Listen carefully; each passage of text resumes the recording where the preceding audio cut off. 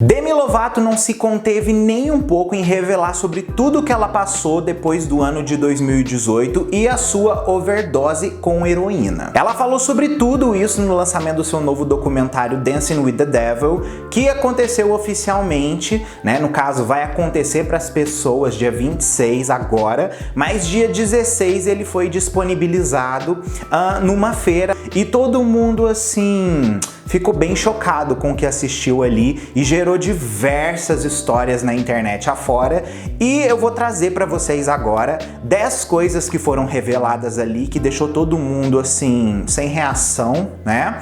E enfim, é muito importante porque a Demi, sendo a artista que ela é, representando o que ela representa, ela é a voz para muitas pessoas que passam pelo mesmo problema e não procuram uma forma de sair, ok? Antes da gente começar, você já sabe, né? Se você não é inscrito aqui no canal, por favor, se inscreve, vem fazer parte da nossa comunidade. Aqui eu falo de música pop e de outros assuntos relacionados e vai ser incrível ter você aqui com a gente.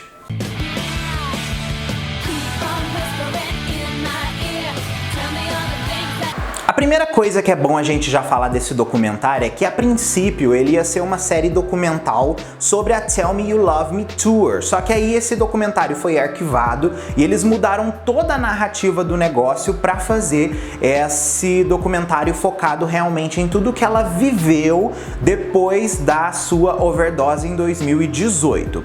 E assim, por mais que esse documentário aborde o novo álbum dela, né, o Dancing with the Devil, The Art of Starting Over, que vai ser lançado agora, né, no próximo mês, isso daí é uma das menores coisas que o documentário realmente aborda, porque ele fala realmente sobre a Demi Lovato antes da overdose e a Demi Lovato depois da overdose, tá? Então, assim, ele não é focado muito exatamente no álbum. O álbum é o reflexo de tudo que a Demi passou e como ela se enxerga hoje como pessoa. Vamos começar pelo primeiro ponto aí, que é o gatilho que ela tem com o Dia dos Pais, que ela ainda é muito afetada com isso por causa da morte do pai dela. O Patrick Lovato morreu oficialmente em junho de 2013, porém ele morreu em uma circunstância muito terrível. Ele lutava contra os vícios e também com o álcool, e também tinha bipolaridade e era esquizofrênico. Ele morreu numa condição muito assim assustadora, porque o seu corpo foi encontrado com uma semana já que ele tinha morrido,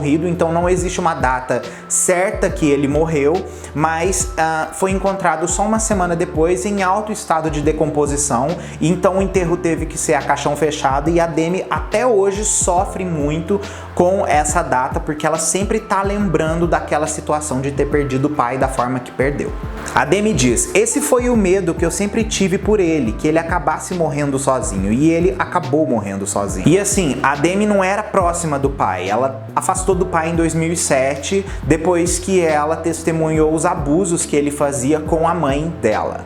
E todas essas histórias dos abusos que o pai teve com a mãe foi retratado no livro Falling with Wings. Outra coisa também foi que ela escreveu a faixa Sober depois de ser introduzida a drogas pesadas. E é engraçado, né, gente? Porque quando nós recebemos a música Sober e nós ouvimos a música Sober, meio que os fãs que são assim, vamos dizer, mais vidrados nesse universo paralelo que a Demi estava vivendo, do aspecto das drogas, do álcool, essa música serviu como um alerta de que algo estava para acontecer. Isso não é a primeira vez, tá, que é discutido. Vocês vão perceber que muita gente aqui nos comentários possivelmente vão levantar essa questão de que depois que ouviram Sober, por causa da letra, começaram a perceber que alguma coisa estava profundamente errada e que as coisas estavam prontas para desencadear outra coisa pior. Tudo começa com a Demi celebrando o aniversário de 6 anos de sobriedade dela em 2018, ao lado do DJ Khaled e também da Kehlani.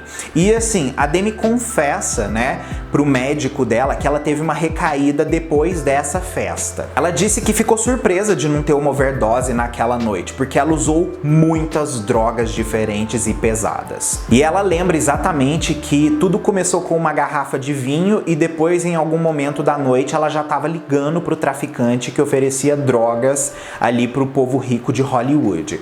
E foi uma noite terrível para ela. E ela ainda conta que foi nessa noite onde ela teve o primeiro contato dela com metanfetamina. E ela fala que misturou com cocaína, com maconha e outras coisas. O Matthew e a Ciara falam exatamente sobre essa situação toda porque a Demi era muito, vamos dizer assim, discreta no que ela fazia. Eles não sabiam quando ela estava drogada, quando ela tinha usado alguma coisa. Eles não faziam a menor ideia. E tudo isso aí que aconteceu, eles foram saber só muito depois. Ela também disse que 2 semanas depois dessa noite aí, foi quando ela foi oficialmente apresentada pra heroína e pro crack. Olha só o nível que ela chegou a usar crack. E ela teve certeza que estava dependente química, assim, de um nível grave, quando ela foi pra Bali e percebeu que ela não conseguia fazer as coisas sóbria. E aí ela começou a usar novamente, mais frequente. Ela termina a turnê, lança essa música, os fãs ficam chocados com aquela letra. E assim, como eu disse, todo mundo meio que já estava esperando que alguma coisa fosse acontecer. Ela volta para Los Angeles depois daquela turnê e entra nas drogas de uma forma pesada. O terceiro fato assustador é que o seu assistente salvou a vida dela. Jordan Jackson chega na casa da Demi pela manhã, no dia 28, de cara com a Demi imóvel em cima da cama, gelada. Ele entra em pânico e começa a chamar todo mundo da casa. E nesse período todo aí, ele lembra exatamente de ter medo de fazer alguma coisa, de chamar a ambulância e tal, e isso botar ele em risco perante a equipe de trabalho da Demi ali. Só que ele não hesitou, chamou o 911, né, que é o serviço de emergência americano, e ele lembra até exatamente de falar se seria possível fazer o resgate sem o uso de sirenes, para não chamar a atenção dos paparazzi ali da área. Só que o pessoal ali, no caso da ocorrência, falou que não tinha a menor condição de controlar isso. Eles simplesmente foram lá resgatar a Demi. Eles chegam lá e fazem uma aplicação de um medicamento que reverte os efeitos das drogas. Um exemplo de uma pessoa que tomou esse tipo de medicamento quando teve uma parada também foi o Prince, quando ele estava fazendo um show e ele saiu do show, estava voltando de um show no avião, aí ele teve a parada no avião, o avião pousou no aeroporto, eles foram lá e administraram esse medicamento nele e cortaram o efeito da droga. A Demi nessa hora fala exatamente que ela teve muita sorte de ter ficado viva depois de tudo aquilo. E o médico fala que ela estava tendo falência múltipla de órgãos e que se ela ficasse mais 10 minutos da forma que ela estava, ela teria morrido com toda certeza. O quarto momento aí muito assustador também foi a incapacidade da Demi de reconhecer a sua irmã, porque na hora que ela volta no hospital, né, que ela tem de volta a sua consciência, ela tá parcialmente cega. A irmã dela, Madison, fala exatamente quando chega no hospital para poder ver a irmã dela naquele estado, e que a Demi simplesmente não tem reação nenhuma, que ela pega na mão dela e ela, no caso a Demi, pergunta assim: quem é essa pessoa? E aí um neurologista vem em determinado momento do documentário e fala exatamente que o que aconteceu com a Demi foi que ela teve parte do seu cérebro danificado com as drogas, e esse lado do cérebro dela que foi danificado foi a parte da visão. Foi por isso que em alguns momentos que é revelado no trailer do documentário, eles falam que ela ficou parcialmente cega em determinados pontos da visão, eles falam de outros traumas, porque tudo isso foi causado pela overdose. Outro ponto também aí, que é o quinto da nossa lista, é exatamente onde a Demi fala que essa noite da overdose tem camadas mais profundas do que nós imaginamos. Disse também que na noite que teve essa overdose ela foi estuprada pelo traficante, e ela falou que não foi a primeira vez que isso aconteceu. Ela falou exatamente que quando foi encontrada ela estava nua e desacordada, e que no passado ela já havia sofrido traumas desse tipo. A Demi inclusive fala que o cara deixou ela para morrer depois que ele estuprou ela, tá? E que ela, por determinado momento, acreditava que aquele sexo com ele tinha sido consensual. Porém, ela estava sob efeito de drogas, ela estava completamente fora de si. Então, meio que não tinha, literalmente, uma questão de consenso ali. E ela demorou mais de 1 mês para entender que aquilo ali foi um novo estupro que aconteceu. Ela ficou ainda batendo na cabeça dela todas aquelas teclas, se ela estava realmente estuprada ou não. Foi realmente algo muito tenebroso que ela passou. Sexto lugar, a entrada crucial de Scooter Braun na vida da Demi Lovato e a mudança que isso gerou nos caminhos dela como artista. Quando a Demi estava oficialmente na rehab, ela falou assim pro antigo administrador da carreira dela que ela queria voltar a fazer música se caso ela tivesse uma nova administração em volta dela, uma administração que fosse mais coesa com o que ela é, tá? Porque no passado a Demi sempre teve problemas com a administração da carreira dela. Havia pressões de emagrecimento, pressões de horário, coisas que desenvolveram muitos gatilhos nela e refletiram muito nessa perspectiva que ela teve de saúde mental cada vez pior. É assim que ela procura o Scooter Braun, que é o gerente ali da carreira da Ariana Grande e do Justin Bieber, e por um momento o Scooter pensou em como dizer não para Demi Lovato, porque ele estava muito sobrecarregado de trabalho. Mas quando ele sentou para conversar com ela, eles começaram a discutir as coisas, ele percebeu que a situação da Demi Lovato era muito mais do que somente uma questão de carreira. Ela também precisava de um amigo, ela precisava de uma pessoa em quem confiar de verdade. Então o Scooter percebeu que ele não podia deixar ela naquele momento.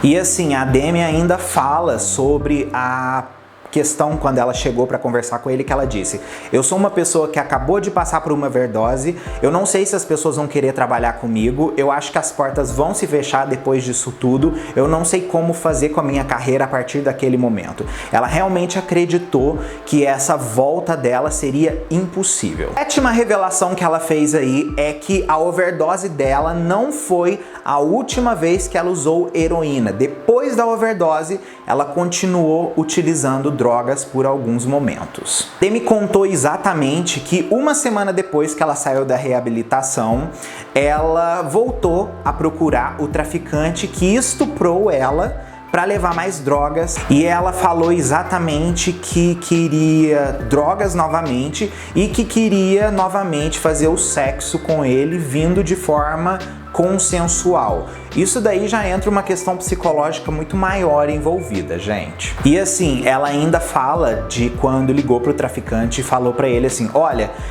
eu não vou te fuder, tudo que eu quero é que você venha trazer as drogas pra mim, eu não vou contar pra ninguém que você fez o que fez comigo. Outra coisa também que Demi deixou bem clara que aconteceu com ela foi o gatilho causado pelo ataque à Rihanna no ano de 2008, quando Chris Brown agrediu a Rihanna. Isso para ela foi algo terrível que até hoje gera sequelas. No passado, a Demi já tinha contado em algumas coisas que ela havia sofrido alguns abusos, e quando ela lança a faixa Warrior, lá de um trabalho passado dela, no caso do álbum Demi, ela deixa bem claro que essa história viria à tona quando ela estivesse pronta para poder falar. E assim, ela disse que quando viu as questões da Rihanna, isso serviu de um gatilho terrível para ela, que ela ficou muito mal com toda aquela situação e começou a ter essas coisas que antes na cabeça dela estavam sendo ignoradas, voltando à tona e deixando ela cada vez mais deprimida. Ela também fala que acreditou que se ela chegasse e contasse, as pessoas não iam acreditar na história dela, que ela poderia ser, assim, desmentida pela mídia por ninguém ter certeza se ela realmente passou aquilo. E é aí que ela conta a história do seu estupro quando ela ainda era adolescente. Conta que depois que aconteceu esse estupro, quando ela era adolescente, ela também chegou a ligar de volta para a pessoa que estuprou ela para tentar conversar com a pessoa e tentar reverter a situação. Só que ela disse que só acabou se sentindo pior. Uma coisa que é bem pesado que ela fala foi que era muito difícil ver a pessoa que estuprou ela todo dia no set de gravação quando ela estava fazendo alguma coisa na Disney. Ela não especificou. Então isso deixa claro que aconteceu durante alguma produção dela dentro da Disney. Então era alguém atrelado à Disney. E a pressão também dela, sendo uma teen Disney, né, uma artista Disney infantil que estava vendendo milhões para a empresa, também tinha todo aquele aspecto da proteção do nome ali envolvendo a Disney, né? Nunca que essa história teria vazado antes. E tudo isso teve um impacto gigantesco sobre a Demi, né? Ela chegou a ficar bulímica de uma forma que ela vomitava sangue. E ela revelou toda essa história dela aí em questão à bulimia e os problemas que ela teve de transtornos alimentares quando o movimento Me Too aconteceu e ela compartilhou a sua história. E ela mesma fala que o intuito dela chegar e contar isso que aconteceu com ela é importante para servir de voz para outras pessoas que estão passando por aquela situação e não conseguem sair daquilo. A nossa nona posição aí de um momento também bem marcante do documentário é como o fim do noivado dela fez com que ela mudasse a sua visão perante o seu noivado. Devido à pandemia, gente, ela teve que filmar também alguns segmentos dela dentro do documentário. E uma das coisas que ela filma é quando ela fica noiva do Max. E durante determinado momento ali do documentário, ela muda a reação dela para poder falar do noivado, quando oficialmente ela fala da parte do rompimento deles. E ela dizem como que o rompimento não foi um gatilho para fazer com que ela voltasse a usar drogas, que ela conseguiu ser maior do que aquilo ali. E ela também relata em como que ela ficou chocada quando conheceu o Max de verdade, né? E a internet mesmo falou muito que ele queria se aproveitar da Demi, teve toda uma discussão desse tipo e pelo relato pareceu realmente que ela entendeu que tudo isso estava acontecendo com ela. Ela aprendeu que a frase "eu nunca vou fazer isso de novo" não funciona para ela, que em determinado momento, depois que o relacionamento acabou e ela estava buscando mais assim, vamos dizer, um recomeço na sua vida, ela começou a fumar maconha e tomar vinho. Só que uma das coisas que ela fala nessa parte do documentário que é muito importante é que ela fala que ela fez um tratamento para conseguir usar essas coisas de forma, vamos dizer assim, casualmente. Ela revela que tomou inclusive injeção de Vivitrol, uma injeção de naltrazona que bloqueia os receptores e é usada para prevenir recaídas. E o 10º e último tópico aí do nosso vídeo é que ela foi erroneamente diagnosticada com bipolaridade. Sim, Demi Lovato não tem bipolaridade. A primeira vez que ela revelou sobre bipolaridade foi lá em 2011 e desde então ela sempre foi muito vocal em relação à sua saúde mental. Só que aí uma década inteira depois ela chega oficialmente e conta pra gente que ela foi diagnosticada de forma errônea. Isso é uma coisa muito comum de acontecer, gente. Diversas celebridades já vieram a público dizendo que tiveram diagnósticos errôneos perante sua saúde mental. E ela diz exatamente que ela resolveu fazer isso, de falar que ela era bipolar em público, porque isso de certa forma poderia justificar algumas reações dela durante a sua vida. E ela fala que isso daí fica mais em evidência quando, por exemplo, ela bate na dançarina lá naquela turnê lá 1000 anos atrás do Jonas Brothers. Então assim, gente, claro, há diversos detalhes pra gente poder ver dentro desse documentário. O documentário vai estar dia 26 oficialmente aí pra gente, mas com essas informações a gente já fica bem chocado sobre como Demi Lovato se abriu perante isso daí e revelou coisas que a gente nem imaginava sobre ela, né? Enfim, como vocês se sentem em relação a essas informações? Vocês estão digerindo isso como? Como isso tá afetando o dia de vocês? Comenta aqui que eu quero saber a sua opinião sobre o assunto, ok? Ó, um beijo pra vocês e a gente se vê no próximo vídeo nosso aí.